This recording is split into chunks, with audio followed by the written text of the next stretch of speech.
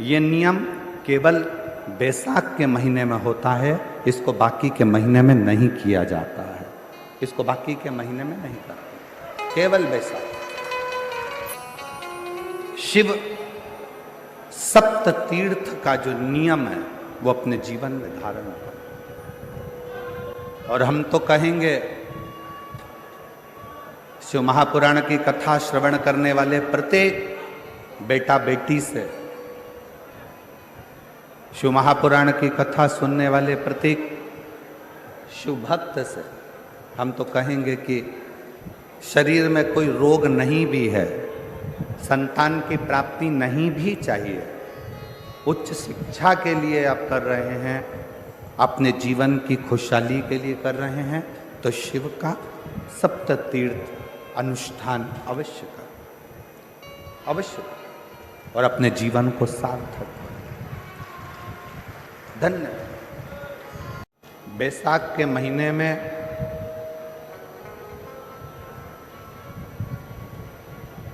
शिव सप्त तीर्थ का बड़ा महत्व है।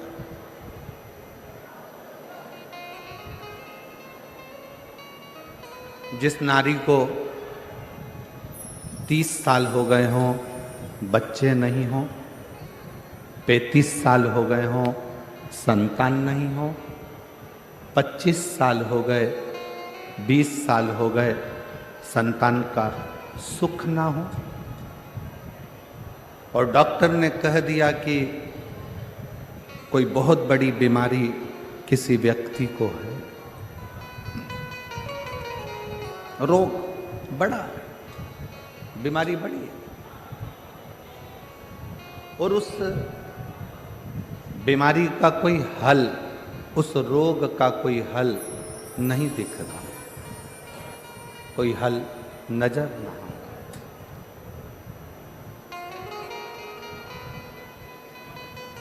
कोई हल दिख ना रहा। तो बैसाख महीने में शिव सप्त तीर्थ का एक अनुष्ठान अपने जीवन में जरूर करें। मट्टी के पात्र में जल भरना और मट्टी के पात्र में जल भरकर प्रतिदिन रोज 7 दिन का ये नियम होता है सप्त तीर्थ का, सप्त तीर्थ। बस विराम जो है उसका प्रदोष के दिन होना चाहिए। और बैसाख के महीने में जब आप सप्त तीर्थ का अनुष्ठान करें, 1 घड़ा जल का रोज भरें प्रतिदिन, और 1 बेलपत्र, 1 शमी पत्र उस घड़े के नजदीक में कोई पात्र में अवश्य रखें। पात्र को, जो जल का घड़ा है, जल का पात्र है, उसको मट्टी के ही दीप से या कोई श्वेत वस्त्र जिसको मला गया हो, धोया गया हो, साफ हो, उस वस्त्र से ढक दें। एक दिन एक शिवालय में जाएं, शमी पत्र अशोक सुंदरी वाली जगह पर समर्पित करें। अशोक सुंदरी की जगह जानते हो ना आप लोग? अशोक सुंदरी की जगह पर शमी पत्र समर्पित करें। बेलपत्र जहां आप खड़े हैं उधर से डंडी का भाग आपकी ओर हो, और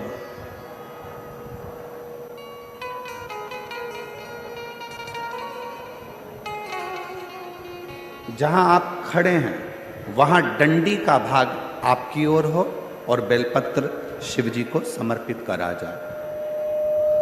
फिर जो मट्टी के पात्र में जल है वो भगवान शंकर को अपनी कामना कर कर शिव जी को समर्पित कर दो। संतान के लिए कर रहे हो तो वहीं से जल को एक कटोरी में, एक पात्र में झेल लीजिए। उस जल का आधा भाग नंदी के पास बैठकर आप ग्रहण कर लो, आधा भाग अपने पति को देना प्रारंभ कर दो।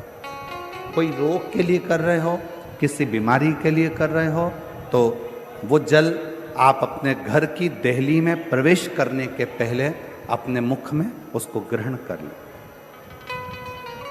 एक दिन में एक शिवालय, दूसरे दिन दूसरा शिवालय, तीसरे दिन तीसरा शिवालय।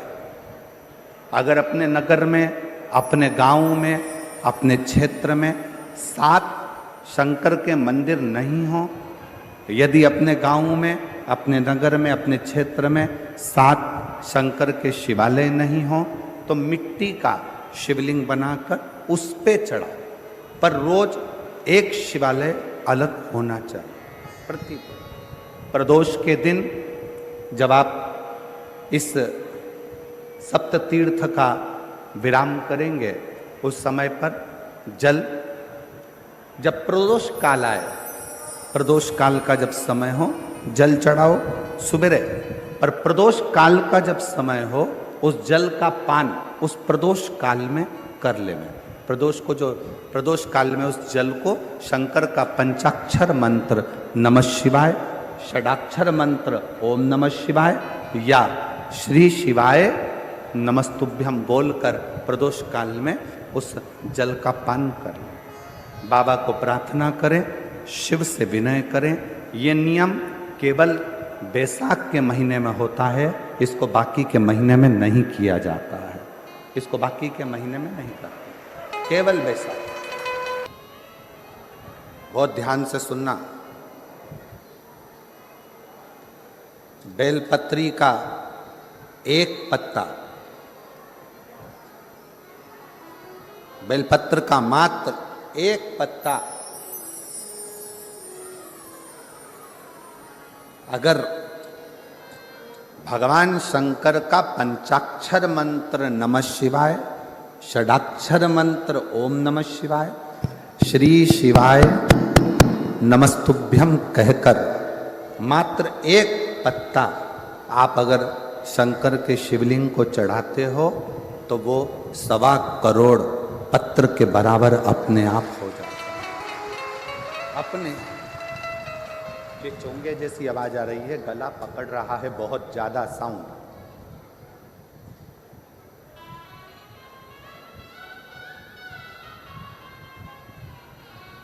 सवा करोड़ शिवलिंग के बराबर, 1.25 करोड़ शिव बेलपत्र के बराबर एक पत्र हो जाता, एक पत्र।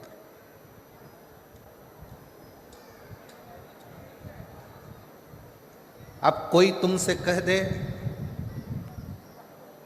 हमने संकल्प लिया है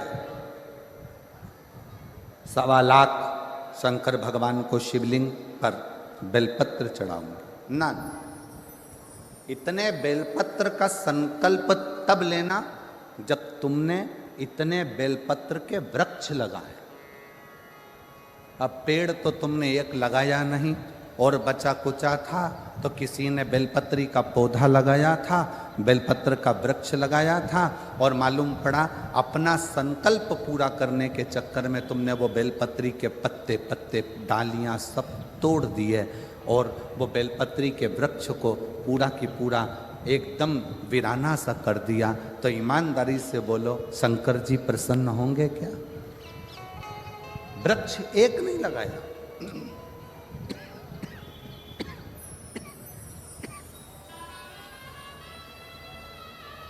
बेलपत्री का पेड़ एक नहीं लगाया, और मालूम पड़ा अपना संकल्प पूरा करने के लिए, अपना लक्ष्य पूरा करने के लिए। जरा माताएं बड़ा ध्यान लगाकर सुनिएगा, कथा चूके ना।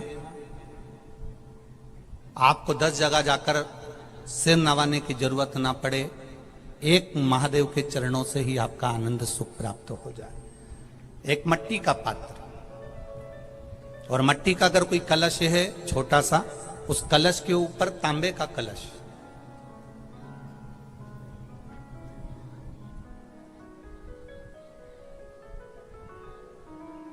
माता प्रसूति, दक्ष प्रजापति, और माता वीरणी, इन तीनों का स्मरण कर कर जो बड़ के पेड़ के नीचे जो शिवलिंग हो, बड़ के पेड़ के नीचे जो शिवलिंग विराजमान हो, चाहे वो ओटले पर हो, चाहे वो पत्थर का हो, चाहे वो सीमेंट का हो, चाहे वो कंकर का हो, चाहे वो मार्बल का हो, चाहे वो जिस भी चीज का हो, बड़ के पेड़ के नीचे जो शिवलिंग हो उसमें सीधे जब आप कलश लेकर जाएंगे तो मिट्टी का पात्र, उसके ऊपर तांबे का पात्र भरा हुआ, दोनों को एक साथ पकड़ कर ले जाएंगे। पर जब आप शिवलिंग पर दक्ष प्रजापति, प्रसूति और वीरणी, इन तीनों का नाम लेकर सीधे हाथ में मिट्टी का पात्र, उल्टे हाथ में तांबे का पात्र लेकर धीरे धीरे शिवलिंग पर जल समर्पित करेंगे और उस जल का पान उसी वट वृक्ष के नीचे दोनों पति पत्नी अगर पान कर लेते हैं और संतान की कामना कर लेते हैं तो भी मेरा महादेव संतान प्रदान करता ही करता। पर ये जो क्रम किया जाता है ये केवल बैसाख के महीने में ही किया जाता है, इसके सिवाय इसको आप अन्य महीनों में नहीं कर सकते, केवल एक बैसाख में। और हम तो कहेंगे बैसाख महीने की जब शिवरात्रि आए या बैसाख महीने में अष्टमी तिथि आ जाए या बैसाख महीने में सोमवार का दिन पड़ी जाए तो प्रयास करना कि आप संतति के लिए, संतान के लिए आप ये प्रयोग कर सकें।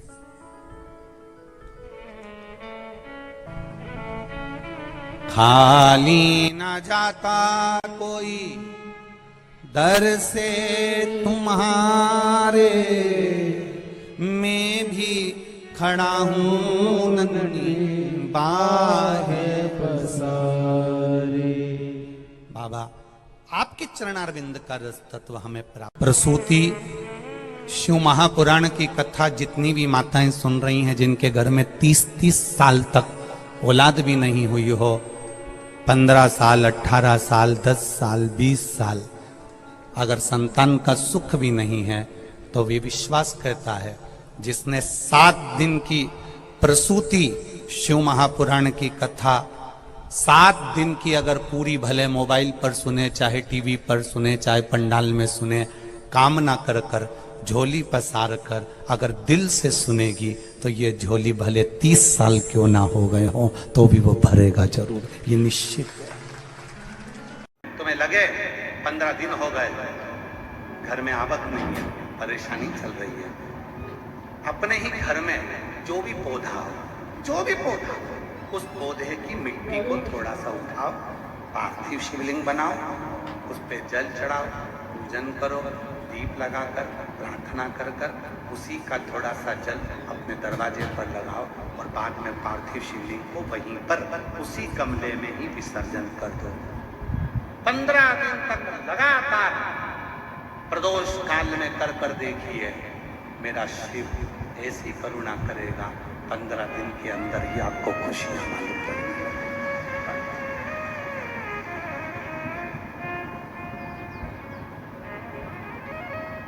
जो दिल से मांगोगे वो दिल से देगा, जो दिल से मांगोगे वो दिल से देगा।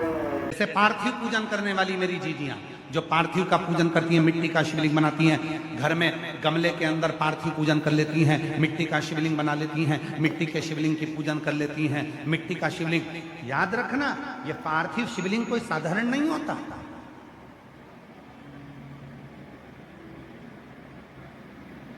पंद्रह दिन हो गए, दुकान नहीं चल रही है, व्यापार नहीं चल रहा है, कष्ट हो रहा है, घर में 1 रुपया नहीं आ रहा। प्रैक्टिकल करना, कहीं सियोर वाला महाराज झूठ बोलकर तो नहीं जा रहा, प्रैक्टिकल कर कर देखो। और बिना प्रैक्टिकल के रहना मत। ये दुनिया के लोगों ने सब ने प्रैक्टिकल करा। जिनका गर्भ नहीं ठहरा तो उन्होंने सफेद आंकड़े की जड़ का प्रैक्टिकल करा, जिनको नौकरी चाहिए थी उन्होंने बेलपत्र पर शहद का प्रैक्टिकल करा, सबने प्रैक्टिकल करा। तुम भी प्रैक्टिकल कर कर देखो। 15 दिन हो गए, व्यापार नहीं चल रहा, घर में कष्ट है, पैसे की आवक नहीं हो रही, कोई टेंशन सामने आकर खड़ा हो गया। 15 दिन लगातार रोज अपने गमले में मिट्टी को थोड़ा सा ऊंचा कर कर शिवलिंग बनाकर वहीं पर पूजन कर कर वहीं विसर्जन कर। उसी मिट्टी को विसर्जन करने से पहले थोड़े से शिवलिंग का पानी अपने घर के दरवाजे पर लगाना प्रारंभ कर। 15 दिन लगा, 8 दिन के अंदर लक्ष्मी का प्रवेश तेरे घर में होना प्रारंभ। प्रैक्टिकल जरूर करना, बिना प्रैक्टिकल के मत रहना कि सियोर वाला बाबा कहीं झूठ बोलकर तो नहीं चले गए दिल्ली में। प्रैक्टिकल करो, बिना प्रैक्टिकल के मत रहना। जिसको संतान नहीं होती, पुत्र की प्राप्ति नहीं है, संतान की प्राप्ति नहीं है, गोदी में औलाद नहीं है, कोई छोरा छोरी नहीं है, कोई बेटा बेटी नहीं है, संतान नहीं है, सालों हो गए, तो उस मिट्टी में अगर थोड़ा सा आधी चम्मच, 1 चम्मच गाय का दूध मिलाकर फिर पार्थिव लिंग का निर्माण करे पानी के साथ मिलाकर, तो उसके घर में दूध, पार्थिव में मिट्टी के अंदर अगर आधी चम्मच भी गाय का दूध डाला, पानी डाला और पार्थिव शिवलिंग का निर्माण करा, जिसकी औलाद नहीं है, तो वो पार्थिव अगर बना रहा है, पार्थिव का निर्माण कर रहा है, उसका नियम है कि हर प्रदोष को, सोमवार को या सोमवार की अष्टमी को या कभी ना कभी उसका मन करता है तो पार्थिव लिंग का निर्माण करता है। अगर पूत नहीं है तो दूध का प्रयोग करे। तो दूध अगर पार्थिव में, मिट्टी में डाला जाए, आधी चम्मच, 1 चम्मच और पानी के साथ मिलाकर जब पार्थिव शिवलिंग का पूजन करते हैं, उसको बनाकर पार्थिव बनाने के बाद जब उसका पूजन करते हैं, तो वो दूध हमारे घर में पूत जरूर देगा। कैसे विवाह नहीं होगा? भोले बाबा शादी करा के ही मानेगा। कई बेटियां ऐसी हैं, गुरुजी 32 साल की हो गई, शादी नहीं हो रही। गुरुजी लड़का 38 साल का हो गया, शादी नहीं हो रही। गुरुजी 28 साल का हो गया, शादी नहीं हो रही। तो भाई पार्थिव बना रहे हो ना, उसमें थोड़ा सा गाय का घी उस मिट्टी में थोड़ा सा 2 बूंद भी डालोगे तो बहुत है, और पानी से मसकर फिर उसका निर्माण कर कर फिर पार्थिव की पूजन करिए। कैसे विवाह नहीं होगा? भोले बाबा शादी करा के ही मानेगा। पार्थिव बनाने का नियम है, ऐसा नहीं है कि केवल पानी में मिट्टी को घोल लिया और पार्थिव लिंग का निर्माण कर लिया। हम 1.25 लाख बना रहे हैं, हम 2 लाख बना रहे हैं। लक्ष्य है, मेरा यह काम है, वो पूरा नहीं हो रहा, बहुत दिन से अटक रहा, बाबा पूरा करना है। तो पार्थिव में चंदन घिस के, चंदन को घिसकर उसका थोड़ा सा भाग पानी मिट्टी में डालकर फिर पार्थिव का निर्माण करा जाता है, पूजन करी जाती है। तो जो तुम्हारा लक्ष्य है, उस लक्ष्य तक बाबा तुम्हें पहुंचा कर ही रहेंगे। पार्थिव निर्माण के कुछ